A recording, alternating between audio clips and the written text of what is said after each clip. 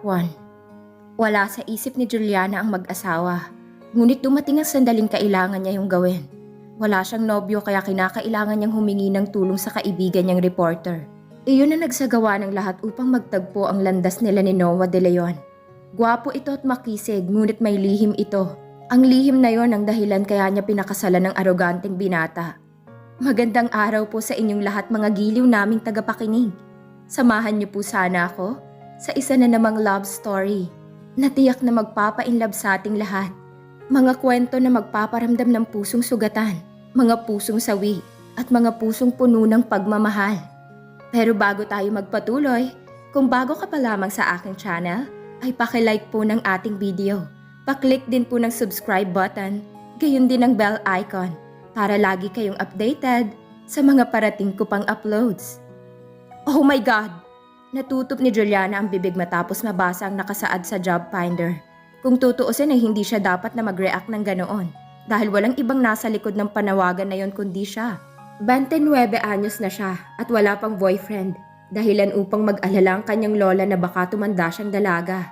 Natatakot din itong baka hindi na siya magkaanak kapag lumagpas siya sa edad na 30 na dalaga pa rin. Kaya naman pinipressured siya nitong mag-asawa na kung kani-kanino siya nito inirereto ngunit lagi itong bigo. Oh, bakit nagulat ka? Tanong sa kanya ni Angela, ang kaibigan niyang reporter, na nangingiting nakatingin sa kanya. Ito ang nagsagawa sa mga plano niya. Iba pala talaga ang dating kapag nasa print ads na, wika niya. It's ridiculous! Ginatungan pa nito ang kanyang damdamin ng tumawa ito. First of its kind in the world, wika nito. Tiyak na marami ang makapansin sa panawagang ito. I hate this, sabi ng dalaga. Seryoso siyang tao, iginagalang ng lahat. Ano kaya ang magiging reaksyon ng mga empleyado niya sa pabrika oras na malaman ng mga iyon ang kahibangan niya? Igagalang pa kaya siya ng mga yon? Nagpakawala siya ng isang malalim na buntong hininga at saka sumandal sa backrest ng upuan. Tumunog ang message alert ng cellphone ni Angela at kaagad nitong binasa ang mensahe na natanggap. Tumunghay ito sa kanya pagkatapos. Naglalaro ang ngiti sa mga labi. Someone asked me to have date with him. Nagbanggit ito ng pangalan, ngunit hindi pumasok sa isip niya. Nag-aalala siya na baka malaman ng mga nakakilala sa kanya na siya ang hibang na naghahanap ng impotent na asawa. And of course, Juliana, ang lalaking ito'y interesado na makakita ng walang karanasan pang babae na ang gusto ay walang kakayahang asawa. Hindi siya kumibo. Si Angela ang nagsuggest sa kanya na ang contact number nito ang ilagay sa panawagan. Wala itong pakialam sa sasabihin ng mga tao against dito. Mas gusto nga nitong nachichismis at naiintrigang lagi. Para rito ay malungkot ang buhay kung walang marites. Si Angela ang makakaharap ng lahat ng aplikante bago yun makarating sa kanya. Susuriin itong mabuti ang pagkatao ng mga yon. Hihinga ng medical certificate at paiimbestigahan upang makasiguro silang walang kakayahan nga ito. Hey, nakikinig ka ba? Untag nito sa kanya nang mapansin itong lumilipad ang kanyang isip. Nahihiya ako. Pag-amin niya, kahit silang dalawa lamang ang nakakaalam ng totoo ay hiyang-hiya pa rin siya. Kung hindi nga lang siya naipit ay nung kang gagawin niya ang ganoon. Walang nakakahiya sa ginagawa natin. Wika nito. Dapat pa nga ay maging proud tayo. Tayo lang ang nakakagawa ng ganito, Juliana. Napaisip siya. Dapat pa ba niyang ituloy ang nasimula na? May isang bahagi ng isip niya ang tumututol. Subalit kailangan niya yung gawin because of so many reasons. Unang-una ay gusto niyang paligayahin ang kanyang lola. Pangalawa ay kailangan niya yung gawin upang huwag mapunta sa kanyang bunsong kapatid ang lahat ng mga ari-arian nila. It's still fair, Iha, dahil pareho naman kayo ni Donna na hindi pumapayag. Kung sino ang mag-asawa sa inyong dalawa. I mean, kung sino ang maunang mag-asawa ay siyang makakatanggap ng lahat ng mga ari-arian ko. Sariwang-sariwa pa sa isip niyang sinabing yun ni Doña Linda, ang lola niya. At batid din niyang nang sabihin nito iyon ay hindi nito iniisip na mauunahan siya ni Donna sa pag-aasawa. Dahil batid nitong hindi ang kapatid niya ang tipo ng babaeng naniniwala sa kasal. Ayaw nito ng commitment. Masakit mang tanggapin ay batid niyang kung kani-kaninong lalaki na ito nagdaan. Hindi big deal dito kung may makasama itong lalaki. Para rito ay pangangailangan niyo ng tao tulad ng pagkain. Marriage is out of my mind, Julian. Bakit kailangan ko magpatali gayong masaya naman ako sa buhay ko? I'm living in comfort. Buo ang kalayaan ko. Hindi ako hibang para magpatali sa isang lalaki. Ayokong maging misis. I love our family name. I want to stay single forever. Ang madalas sabihin sa kanya ni Donna noon sa tuwing napag-uusapan ng tungkol sa pag-aasawa. I'll meet him somewhere tonight. Narinig niyang wika ni Angela. Inform ko agad sa'yo magiging resulta ng pag-uusap namin. Kikitain mo kaagad? Protesta ni Juliana. Baka mapahamak pa ito at siyang may kasalanan. Time is gold. Sagot nito. Wala ka namang dapat ipag-alala dahil kaya ko namang protektahan ang sarili ko just in case na masamang tao ito. I'm a martial art expert, you know. Kinapa nitong dalang shoulder bag at inilabas ang armas nito. Wala itong kinakatakutan. Juliana, ipinilig niya ang ulo. Matagal na siya nitong hinimok na bumili rin ng armas bilang proteksyon dahil may negosyo siya. Pero ayaw niya dahil ayaw niyang humawak ng mga ganoong armas. Besides ay hindi bagay sa isang katulad niyang magdala ng ganoon. Babaeng babae siya. Mahinhin tingnan. Itago mo nga yan. Wika niya rito ng sa hawak na armas. Baka may makakita pa sa'yo niya na mapasubo ka pa sa gulo. Naniniwala siyang madaling mag-init ang ulo ng isang tao kapag may armas ito. Isa rin yun sa mga dahilan kung bakit ayaw niyang bumili niyon. Kahit batid niyang madali siyang makakuha ng lisensya. Sige na nga. Ibinalik nito sa shoulder bag ang armas. Pagkatapos ay dinampot nito ang print ads. Aalis na ako. Tatawagan na lang kita bukas. Hindi ka man lang ba mag-aalmusal? Hindi na. I'm on a diet. Nagkape na ako kanina. Hinagkan siya nito sa pisngi at saka lumabas na ng silid. Ipinaubaya na niya sa maid ang paghatid dito sa labas ng gate dahil nangihina ang katawan niya. Pakiramdam niya ay lalagnatin siya. Kagabi pa masama ang pakiramdam niya. Mukhang problemado kayata ngayon, dear sister. Mula sa mga binabasang papeles ay nag-angat ng tingin si Juliana kay Donna na nakatayo sa may pintuan ng kanyang opisina. Hanging blouse ang suot nito at pantalong maong na hapit sa balakang nito. Hindi ka ba nahihirapang kumilos dyan sa suot mo? Hindi nakapagpigil na wika niya. Huwag mong pakialaman ang pananamit ko. Mariin nitong wika at saka lumapit sa kanya. Naupo sa silyang nasa harap ng mesa niya at saka baliwalang kumuha ng sigarilyo at lighter sa dalang shoulder bag. Nang masindihan nitong sigarilyo ay baliwala rin siya nitong binugahan ng usok. Ano ang kailangan mo? Tanong niyang nagpipigil ng galit. Gusto niya na itong ipagtabuyan. Humithit ito at saka nagbuga ng usok sa mukha niya. Dinalahit siya ng ubo. Sa inis niya ay inagaw niya mula rito ang sigarilyo. Pinatay ang apoy niyon at saka inihagi sa kalapit na basurahan. Bakit pa masyado kang health conscious? Patuyang tanong nito. Napaka-boring naman ang buhay mo. Hindi mo dapat hangarin na humaba pang pananatili mo rito sa mundo. Hindi niya pinansin ang mga panunuya nito. Diretso na itong tinitigan sa mga mata. Anong kailangan mo? Pera. What else? Kailangan ko ng 10 milyon dahil bala kong mag-venture sa pagpoproduce ng pelikula. Sabihin mo kay Lola dahil ayokong pumunta pa sa kanya. Sa tingin mo ba ay pagbibigyan ka pa ni Lola? Umiling siya. Marami ka ng negosyong pinasok pero walang nangyari. Nagsasayang ka lang ng puhunan. Kung magsalita ka parang ikaw ang may karapatan sa lahat ng kayamanan ng mga Sebastian. Baka nakakalimutan mong naroon kay Lola ang lahat ng karapatang magdesisyon. Pinagtitiwalaan ako ni Lola. Mariin niyang wika. Nakikinig siya sa mga sinasabi ko. Ganon? Naghahamon ng mga titig nito. Let us see. Pupunta ako kay Lola. It doesn't matter kahit magbabiyahe ako ng matagal. Doble ang hihingiin ko sa kanya. Pangiinis pa nito sa kanya. Kasunod ang isang tiwalang ngiti. Alam mo naman ang Lola, kaunting lambing lang ay nagbibigay ka agad. Hindi mo na siya makukuha sa lambing, Donna. Matagal na nagising ang Lola sa katotohanan. Marami akong paraan, Juliana. Wika nito at saka pumihit paharap sa pinto. Goodbye, dear sister. Ingat ka at baka magising ka na lang na nasa lansangan na. Nawalan siya ng kibo sa tinuran nito.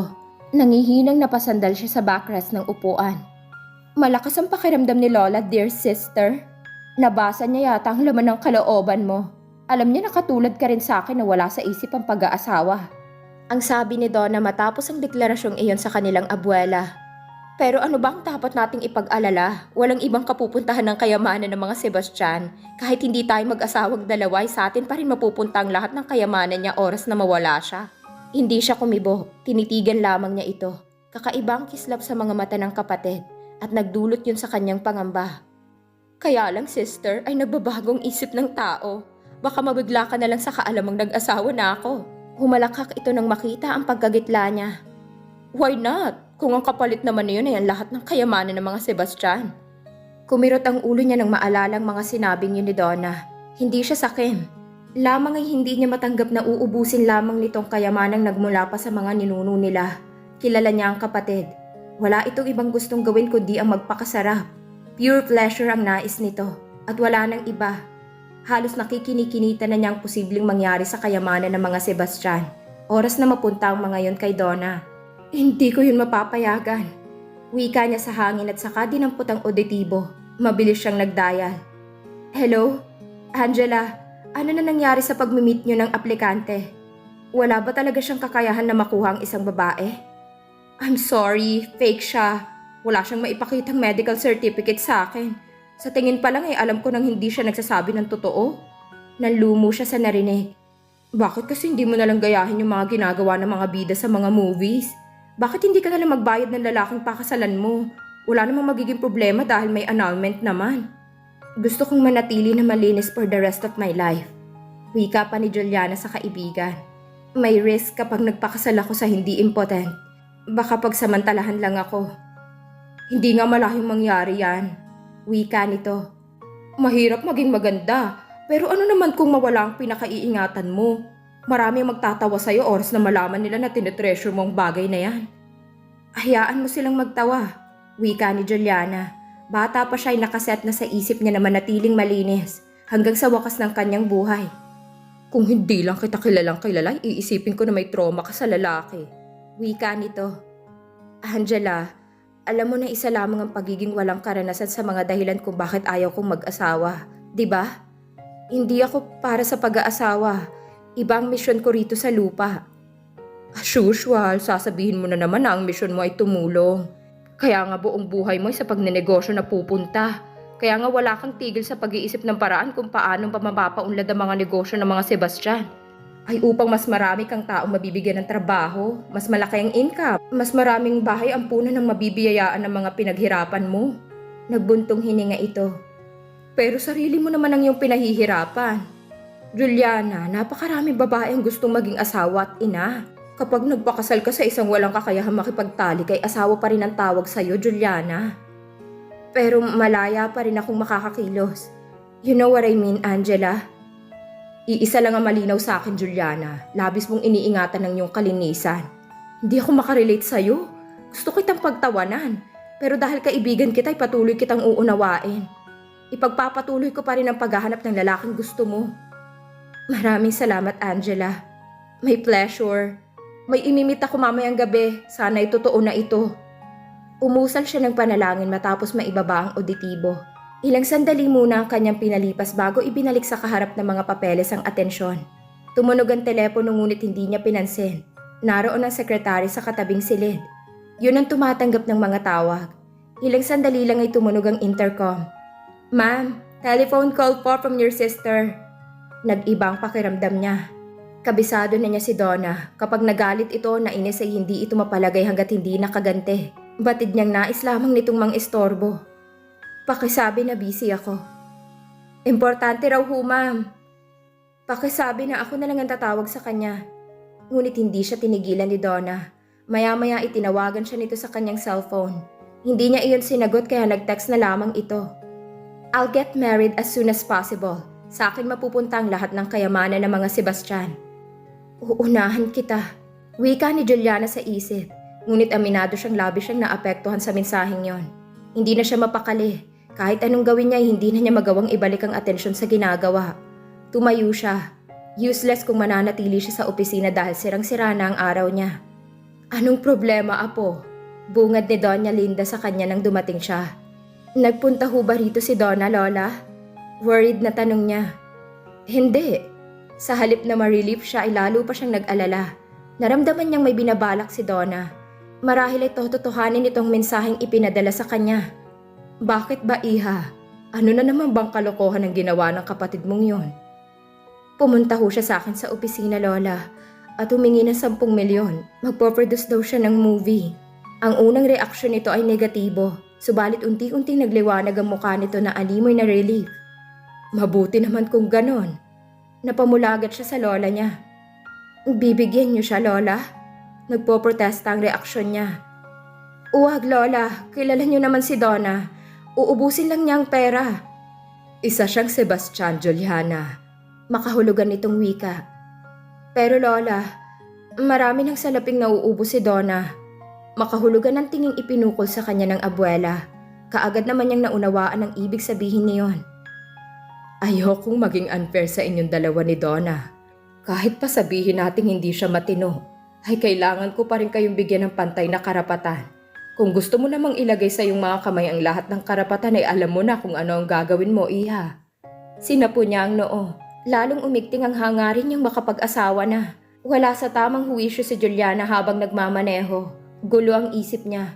Hindi na niya mahintay na makahanap si Angela ng lalaking pakakasalan niya. Kailangang makapag-asawa na kaagad siya bago pa man maubos ni Donna ang kayamanan nila. Nangihinayang siya ng labis sa perang napupunta lang sa wala. Kung sa kanya lang napunta ang perang naubos ni Donna ay napakarami na sana niyang natutulungan. Dahil sa kanyang pag-iisip ay kumirot na naman ang kanyang ulo. Umatake na naman ang kanyang migraine. Naghanap siya ng restaurant at doon panandali ang nagpalipas ng oras. Oras na rin yun ng tanghalian kaya roon na siya kumain. Habang naroon siya ay walang tigil sa paggala ang kanyang mga mata. Lahat ng lalaking makikita niya ay inoobserbahan niyang mabuti. Nagbabaka sakali siyang makakahanap doon ng lalaking makakalutas sa kanyang problema. Nang mapatingin siya sa entrance ay isang malaking bulto ang sumalubong sa paningin niya. Napamaang siya dahil pamilyar sa kanyang figurang naghahanap ng mapupwestuhan.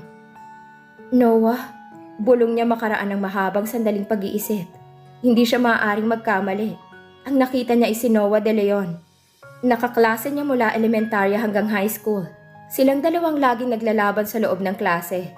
Kaya uminit ang rivalry sa kanilang pagitan noong mga panahong yon.